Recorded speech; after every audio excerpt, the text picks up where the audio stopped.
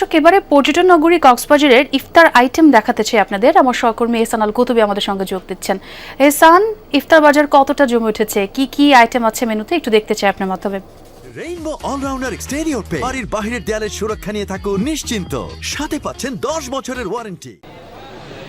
ছোঁয়া কক্সবাজারের চিত্রটা একটু ভিন্ন, কারণ হচ্ছে কক্সবাজারে হোটেল মোটেল জোনে যেখানে 5 তারকা মানের হোটেল থেকে শুরু করে একেবারে নন তারকা মানের হোটেলগুলোতে আমরা দেখছি ইফতারের যে সময়, সেই ইফতারের সময়টাকে ঘিরে এখানে শুধু পর্যটক নয়, সাধারণ মানুষও কিন্তু যে রেস্টুরেন্টগুলো রয়েছে সেই রেস্টুরেন্টেই তারা আসেন ইফতার সামগ্রী কেনার জন্য। আমরা আজকেও দেখছি এখানে স্বাভাবিকভাবে যারা এই যেসব ইফতারের থাকে আইটেম থাকে, সেই ইফতার সামগ্রীর ইফতারের আইটেমগুলোর মধ্যে অবশ্যই পেঁয়াজু, চনা, তারপর বায়েনি, এসব তো অবশ্যই আছেই। এর পাশাপাশি আমরা এখানে একটু ভিন্ন আইটেম দেখতে পাচ্ছি, সেটা হচ্ছে জিলেপি রয়েছে এখানে, যেটি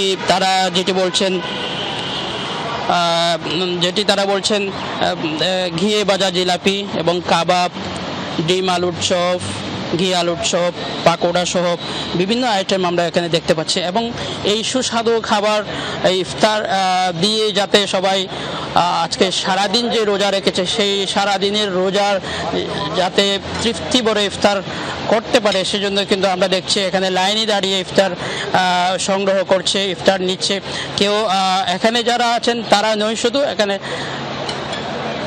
এখানে যারা আছেন তারা যেসব পর্যটক আছেন তারা নয় শুধু, পাশাপাশি এখানে কিন্তু কক্সবাজারের সাধারণ মানুষও এখান থেকে এহসান দেখছিলাম বেশ জমজমাট। অনেক ধন্যবাদ আপনাকে।